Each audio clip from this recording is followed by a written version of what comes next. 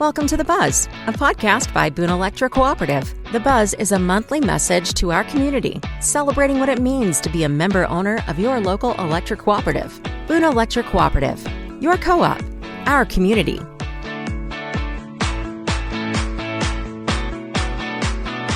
Welcome back to The Buzz. I'm Zach Smith, and today we're on yet another field trip. For almost a decade, Missouri's electric cooperatives have helped continue the mission of electrification beyond the farmscapes of rural America to other countries, and Boone Electric Cooperative has participated in many of these trips, organized by Missouri's international program. Today we're going to hear about one of the most recent of these missions from Boone Electric Journeyman lineman Clay Nolte. Clay, welcome to the program. Nice to be here. It's been a little over a month since you and your colleagues from the other cooperatives around the state returned. Where did you go and what were you doing? We went to Viucalvitz, Guatemala. We ran very simple power systems, built very simple power systems, and wired about 100 homes and buildings up in the mountains while we were there. And it's like a complete electrification project. I mean, you guys were going into a place that didn't have any electricity. Right. They've got absolutely nothing when we get there. The locals set all the poles, and we string primary and hang transformers and run secondary wire and put meters on all the homes and wire the insides as well. So it goes from zero to electrified by the time you guys are done. It does. And you were only there for 2 weeks?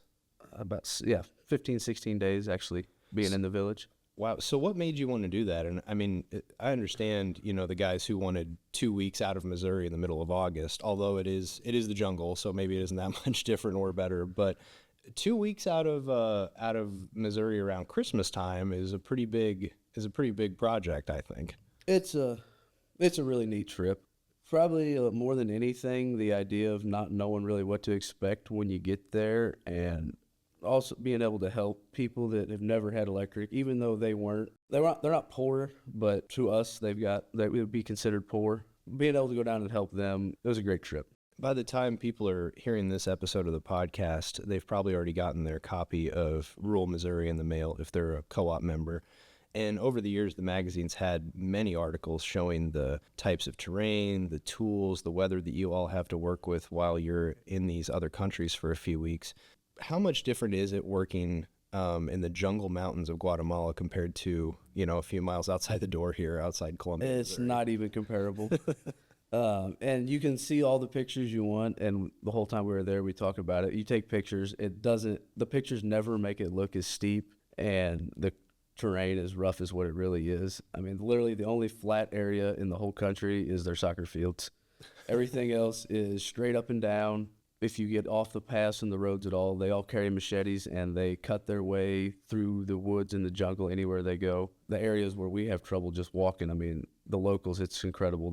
20 of them will get under a power pole and carry it up and down a hill, and we struggle just walking up and down the hills. If I remember a factoid from the article correctly, this was one of the more difficult sets of terrain that you guys have had to work with because of how steep it was. I think there was something in there about the elevation change from one pole to the end of the line being something like 3,500 feet. So. Yeah, and a lot of that was the group that went in August built about 5 miles of line from the previous village to the village we were in, and that was there was a huge elevation change in that line. We wired a few houses in that area. We didn't actually have to build it like they did in August, but yeah, we definitely saw the area they were in, and kudos to them, because it was like I said, it was hard to walk through there, let alone think about dragging wire and all the material it takes to build a power line. So I mean, how often are you out there having to climb the poles versus, how often are you able to use a bucket truck to be able to get around the work that you're doing? Yeah, it's definitely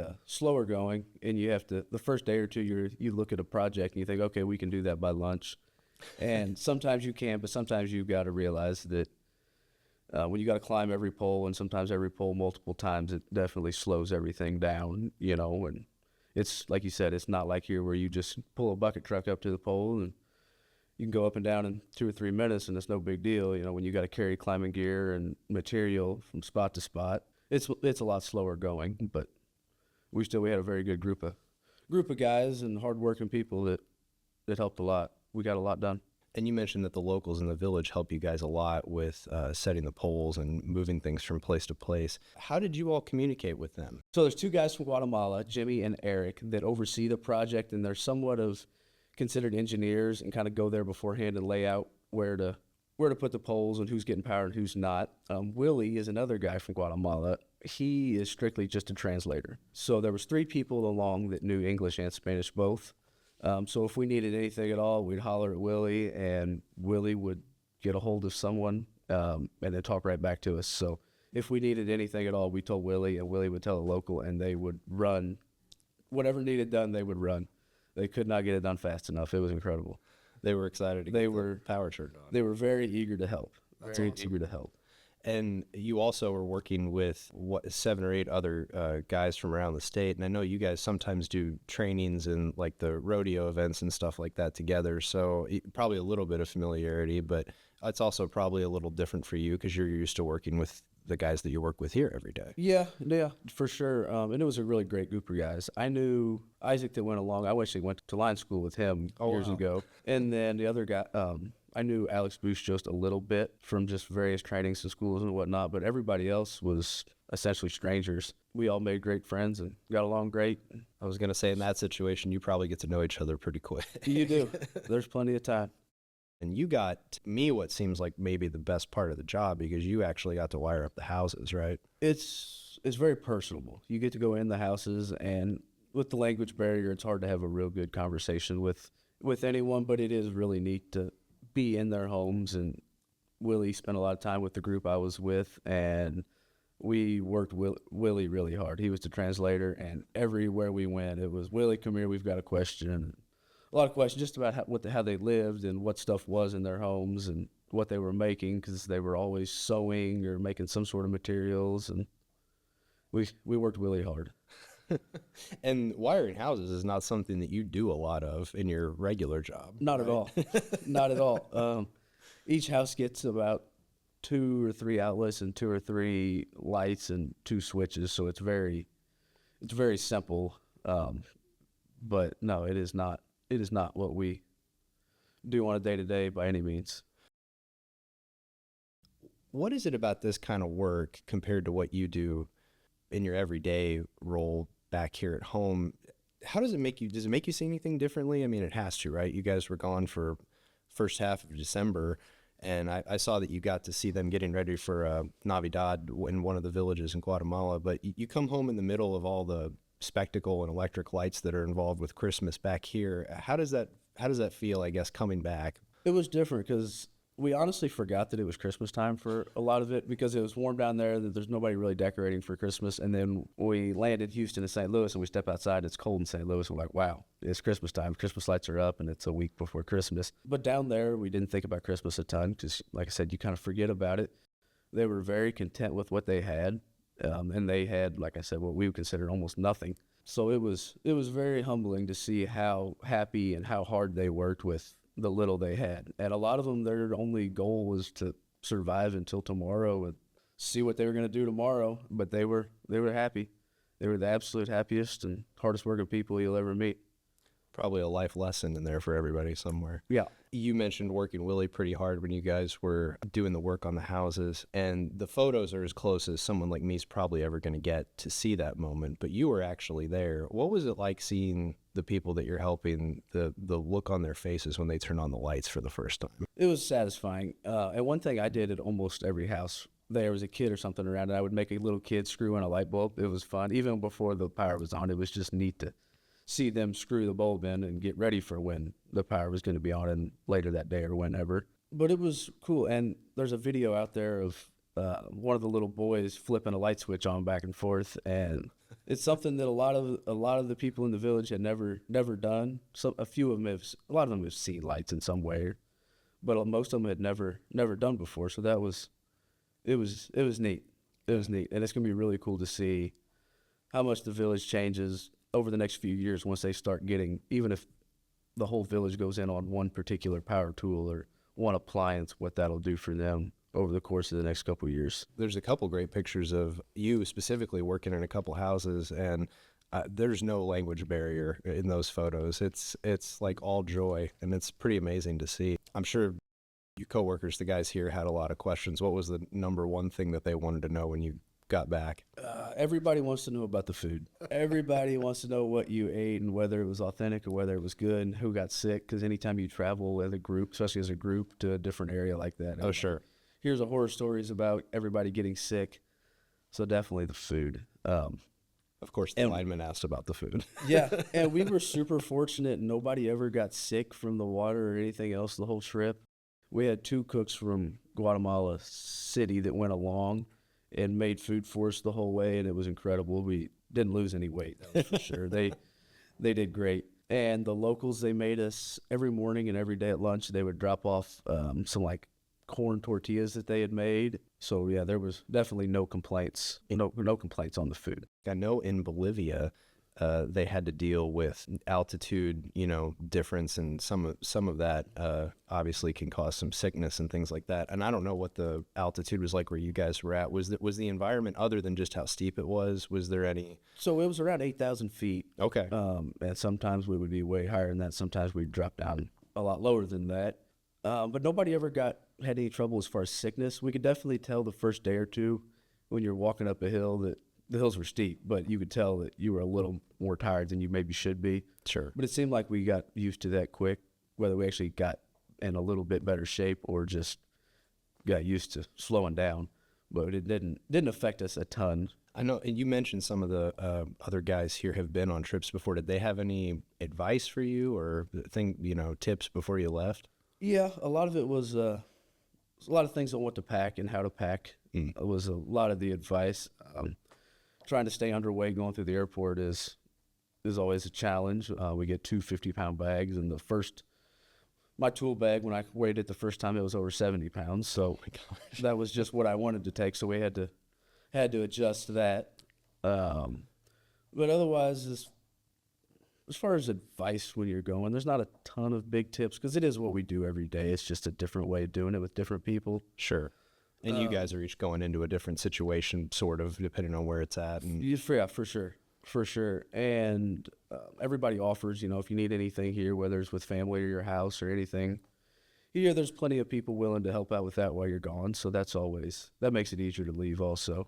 One piece of advice I got was to take a jar of peanut butter because I've kind of got a reputation of eating a lot anyway. I took a jar of peanut butter along in my bag, and I never touched it because there was never a scenario where we were starving. Wow. There was plenty to eat, and it was always very good. I have to ask, number one, it was just one jar, so that wasn't the reason that the bag was 70 pounds. No, that was not it. Who knows you well enough that they were like, you better just take a whole jar of peanut butter? That was Jason Tolson. Okay. Jason Tolson. That was his input. Do you think that the work that you guys did down there changed anything about how you see the job here at home differently, or change how you feel about what it is that you guys do? The biggest thing, what we use here day to day and what we used down there was even everything from trucks and big equipment to like even your hand tools and power tools. We didn't have any battery operated crimpers down there, so everything was an older style hand crimper that none of us were completely used to using. So just small things like that takes more time and more physical exertion on a pole. The safety practices we have here kind of can take them for granted sometimes, or just that's normal.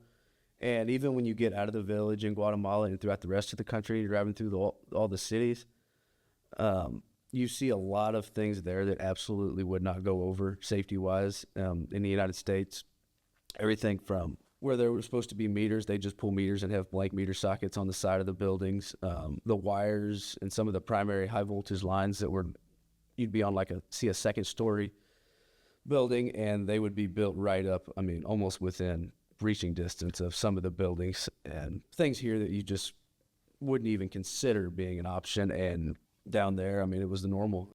It's a very different system, and if anything, you can tell they don't do a ton of regular maintenance. If things are working, they're going to let them be until they quit working, until something breaks. One thing that was a lot different too, they used all concrete poles through their cities, like Guatemala City and Antigua and Chichicastenango. Some of the cities that we drove through, they used almost all concrete poles on anything new. I don't think I've ever even seen one of those. Yeah, I'll have to they've look got that up. hundreds of thousands of them. Wow. Yeah, tons of them. Yeah, everything in the village, and that was all wood. But yeah, anything in the more populated cities was concrete. You mentioned maintenance, and it makes me curious what a right-of-way program would look like in the jungle. It's a couple guys with a machete. We saw it a few times while we were working. If there was a tree or something that needed to come down, they would bail off in these holes and hollers, and you couldn't even see them. You'd just see little tops of trees and twigs and stuff moving around, and you'd hear a bunch of whacks, and next thing you know, a tree would be falling down. It was wild. They went out and took care of it. They did. Would you go back? Absolutely. I'd go back tomorrow. Really? I would absolutely go back tomorrow. What is it you liked so much about it? Just seeing something new every day, and the aspect of helping out a group of people that we would see as less fortunate, and the adventure to it. It really is neat. Seeing a new country, a new culture, new people, and being that. It's not like you're just going to Guatemala you're going to the most isolated areas of Guatemala and seeing how those people, a very realistic version of how they live and how they survive. And it was awesome. It was a great trip. You make a great point. The place where you guys were working was like a full day's ride from where you flew into, right? And not a full day's ride out on, paved interstate. Right. No. So it was, we landed in Guatemala City, and then we drove to Chichicastenanega, which was about 8 hours. And if you look on a map, it's not that far, but there is no way to get anywhere quickly in Guatemala. There's no interstates. Everything is windy switchbacks up and down mountains and around a few volcanoes, and straight through. We probably never went more than 50 miles in a day, but it would take 6, 7, 8 hours to drive that distance. It was just, everything is slow going. And then once we got to Naba, which was the last city before we headed off into the mountains to the village we worked at, it was about 2 hours from Naba to that village, and it was a what we would maybe call a gravel path at best, or something you'd find on a farm road through the woods. It was not super well maintained. The whole thing was hilly and rough, and you could tell every mile or two that it had caved off on a little bit of an avalanche or something at some point, and they'd shoved it back open and reopened it until it did it again. I think we looked. It was about 35 miles, but it took us every bit of 2 hours, and that was driving like you stole something. That was not a smooth cruise like we would typically drive around here. Driving was interesting. What were you guys riding in to get? So we had 4 Toyota Hilux pickups that we picked up at the airport, and we ran them the entire trip. That was our work trucks when we got to the village. That was our way of getting around. We did everything out of them. Those things are indestructible, so I guess I shouldn't be surprised. They got worked hard. I bet. They were, yeah.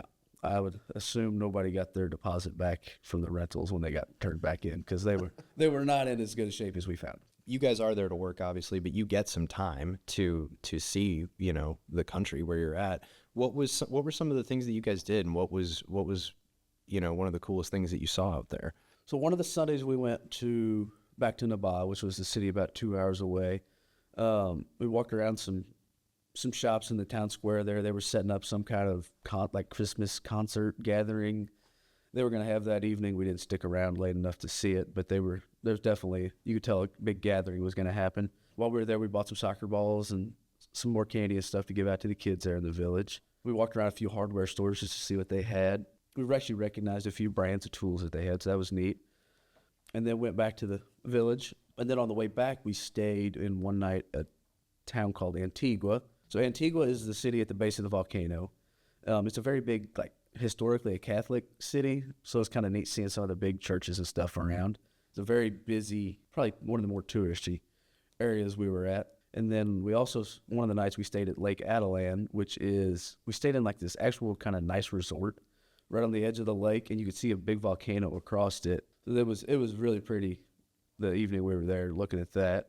But actually, the volcano on the outskirts of Lake Antigua, one of them coughs smoke every 15 minutes. Okay. So it's actually still considered kind of active. And apparently it actually erupted 6-8 years ago. And when you first see it, it's kind of wild that all of a sudden it blows a big smoke cloud every 10-15 minutes, and everybody lives there like it's normal. And I guess it is normal, but it was neat to see the first few times it did that. As far as the driving, those volcanoes, we spent 2 days still within sight of these volcanoes, and they didn't look that huge, but you would literally spend 8 hours driving around these volcanoes, around the bases of them, and you were literally just getting around them. It was incredible how big they were and how slow travel is down there.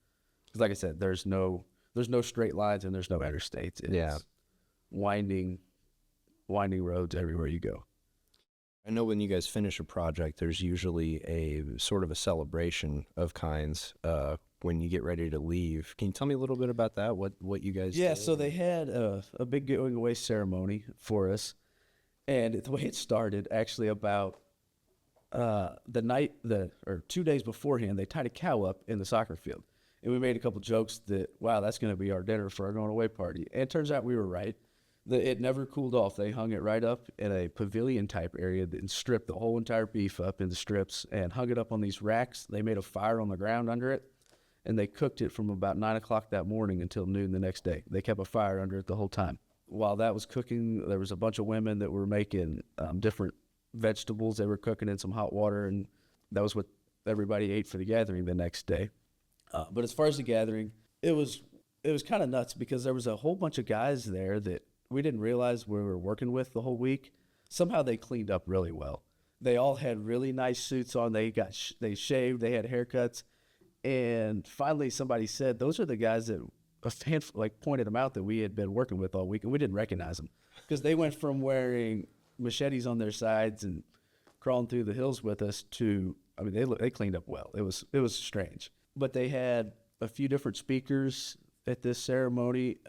They said a lot of thank yous and a lot of kind of talked about what the electric was going to do for them in the schools and the churches. And once we had a ribbon cutting ceremony at the end of it. We all cut a piece of a ribbon off. They all gave us a gift. It was one of the colorful, what we would call a purse, but a big colorful bag that they all wear down there. So that was really neat to get one of those. And once that was over, everyone spent the rest of the day kind of hanging out and eating the beef and vegetable concoction that they had made. We actually left and went to Frappuccino's, which is a village about a half hour away in the afternoon, just to go see a project that the guys had done a few years ago. But then they had a dance that evening that was really neat. The mayor said a few words, and they had a band that played the whole time. It was really neat to see all the locals kind of just enjoying themselves, and a very different activity than what we'd been used to as far as just working and hanging out in the village, and to see them actually have a party, it was neat. It was really cool to be a part of that. Well, Clay, I think I speak for everybody here, employees, directors, members of Boone Electric on this. Thank you for volunteering for the international program. It obviously gave you a lot of personal experiences that have had a big impact on your life, and it's a very important reminder for the rest of us, particularly this time of year. You know, the holidays are over. We're in the middle of the dark, cold days of winter, and I'll say it's a little harder to find gratitude for what we do have at times, and I appreciate you taking some time to tell us about your experience, because I think that changes my perspective, certainly. Thank you for joining us, sir. Absolutely. Absolutely. I've enjoyed it.